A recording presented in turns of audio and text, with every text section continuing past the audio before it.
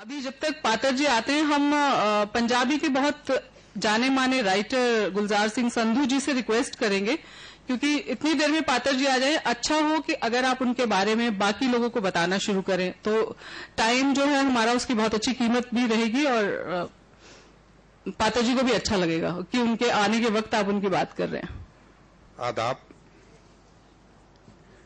अभी बृजमोहन जी बता रहे थे कि उन्हें वो दूसरी जो सरकारी इमारतें थी कह रहे थे कि हम लकी हैं क्योंकि वो इमारतें नहीं मिली तो यहाँ पे हम अपनी मर्जी से इस्तेमाल कर सकेंगे इस इमारत को। मैं लकी हूं कि मुझे पातर के आने से पहले पहले आपने स्टेज पे बुला लिया। आप शायद नहीं जानते, मैं जानता हूं क्योंकि मैं उन्हें पिछले 50 साल से जानता हूं। वो बहुत अच्छा बोलते हैं, बहुत अच्छी पेशकारी है उनकी, लफ्जों की, अदायगी की। और अगर उसकी मेरी बारी उसके बाद पहले बाद में आती तो मुझे बहुत दिक्कत आती, क्योंकि उसका प्रभाव जो है मेरी बात को बिल्कुल जीरो कर देता। मैं डर रहा था क्योंकि यहाँ वो जो स्टेज पे लिख के रखा है, पहले सुरजीत पातर फिर गुलजार संधू, मैंने कहा ऐसे हो गया तो मैं तो मारा जाऊंगा। लेकिन अच्छा हुआ कि पातर लेट हो गए हैं, मेरे दोस्त हैं और मेरी बारी पहले आ गई। वो अच्छा बोलेंगे, मेरे से बात बोलेंगे, पहले नहीं बोलेंगे। पातर के ही शब्दों में मैं पंजाबी च गल करा, हाँ, पातर के ही शब्दों च मेरा ते पातर का यह रिश्ता है कि मैं उपन्यासकार हूं, कहानीकार हूं और वो पात्र हैं। वो आप ही कहते होंगे है जदों भी कभी गल होवे, जदों मैं हाजिर होवां कि हुण गुलजार संधू ने इत्थे बैठे, वो कहानीकार ने ते मैं पात्र हाँ। ते रिश्ता साडा ये है। उन्हां दे बारे मैं कोई नावल नहीं लिखा, कहानी नहीं लिखी, पर जिन्नियां कहानियां ने उहदे विच बहुत पात्र ने। उन्हां विचों ये भी सुरजीत पात्र भी एक पात्र है, शायद कल नूं बन जाए। सुरजीत पात्र दे मैं 2-3 स्टेजेस विच गल करांगा। मैं नहीं सी बिल्कुल ही जानदा। 1971 विच मेरा कजन इंग्लैंड तो आया 9 साल बाद। वो मैनू कहंदा मैनू पंजाब घुमा दे। 1971 च बहुत घट लोगों को कार हुंदी सी, मेरे को है सी। मैं उन्होंने दिल्ली तो लैके तुर पिया। वो पहला शहर जिहड़ा बाई चांस आया वो पटियाला सी। पटियाले मैं गया तो मैं कहा इत्थे अज की हो रहा, कोई एक्टिविटी? कहंदे कुछ ना कुछ तो होएगा ही। मैं कहा फिर भी? कहंदे एक कवि दरबार है यूनिवर्सिटी च हो रहा है।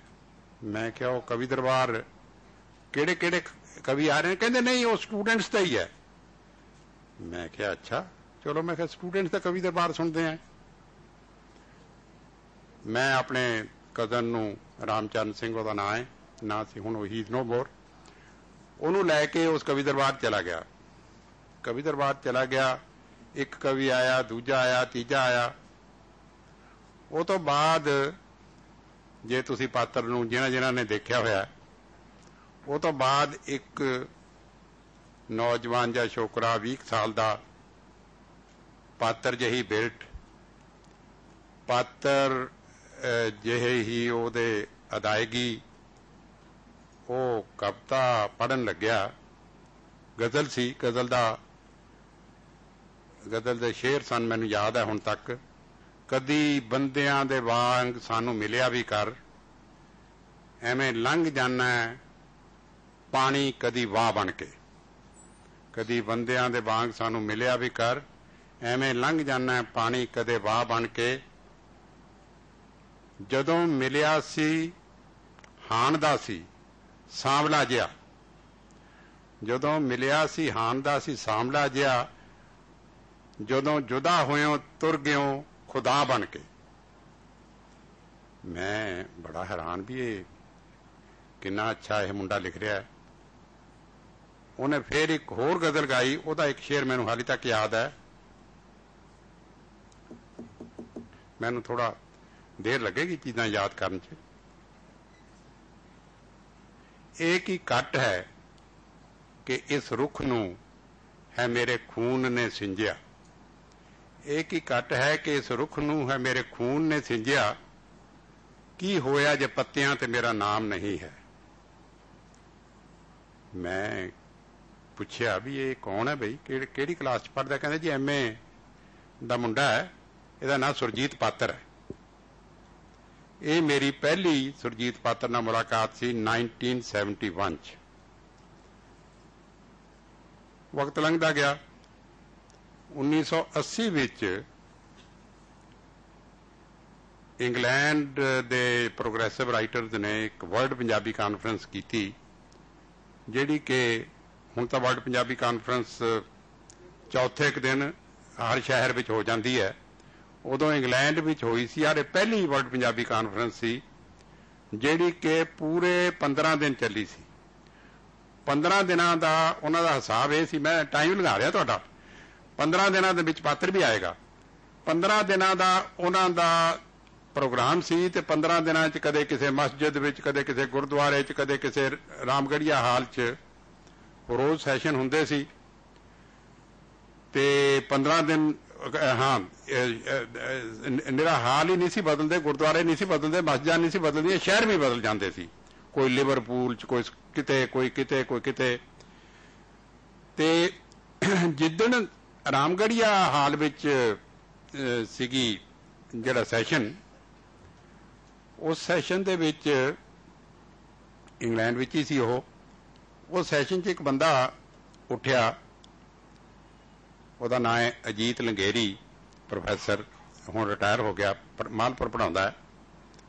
ਉਹਨੂੰ ਕਿਹਾ ਗਿਆ ਵੀ ਕੋਈ ਸੁਣਾਓ। ਤੇ ਰਾਮਗੜੀਆਂ ਦਾ ਤੁਹਾਨੂੰ ਪਤਾ ਵੀ ਪੈਸਾ ਬੜਾ ਹੁੰਦਾ, ਰਾਮਗੜੀਆਂ ਦਾ ਹਾਲ ਵੀ ਸਾਰੀਆਂ ਮਸਜਿਦਾਂ ਨਾਲੋਂ, ਸਾਰਿਆਂ ਗੁਰਦੁਆਰਿਆਂ ਨਾਲੋਂ ਵਧੀਆ ਸੀ, ਪੈਸੇ ਵਾਲੇ ਵੀ ਬਹੁਤ ਸੀ, ਸੁਣਨ ਵਾਲੇ ਵੀ। ਉਹਦੀ ਆਵਾਜ਼ ਬਹੁਤ ਅੱਛੀ ਹੈ ਅਜੀਤ ਲੰਗੇਰੀ ਦੀ। ਉਹਨੇ ਜਿਹੜੀ गजल गाई, ਉਹਦੇ शेर मैं अज कोशिश कर रहा सी चेते करन दी, मेरा ख्याल है मैं ठीक ही याद करके लिखे ने।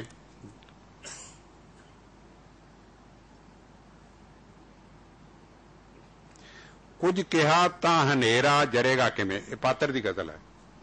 कुछ कहा तां हनेरा जरेगा किवें, चुप रहा तां क्षमादान की कहणगे, गीत दी मौत इस रात जे हो गई, मेरा जीना मेरे यार किंज सहणगे। होर शेर सी, ये शायद पहला सी। फिर एक शेर आया जिहदा मैं खास करके जिक्र करना चाहना है। जो विदेशां च रुलदे ने रोजी लई, जो विदेशां च रुलदे ने रोजी लई, जदों देश परतणगे ਉਹ भी कदी, कुछ तां सेकणगे मां दे सिवे दी अगन। जो विदेशां च रुलदे ने रोजी लई, जदों परतणगे ਉਹ देश अपने कदी, कुछ एक लफ्ज इधर उधर होना है। कुछ तां सेकणगे मां दे सिवे दी अगन, बाकी रोहियां दे रुख हेठ जा बहणगे। क्योंकि ਜਿਹੜੇ विदेश ਜਾਂਦੇ ਨੇ, ਸਾਡੇ ਦੁਆਬੀਏ ਬਹੁਤ ਜਾਂਦੇ ਨੇ, ਪਾਤਰ ਵੀ ਦੁਆਬੇ ਨੂੰ ਬਿਲੋਂਗ ਕਰਦਾ, ਤੇ ਉਹ ਫਿਰ ਜਿਵੇਂ ਮੈਂ ਹੁਣੇ ਦੱਸ ਕੇ ਹਟਿਆ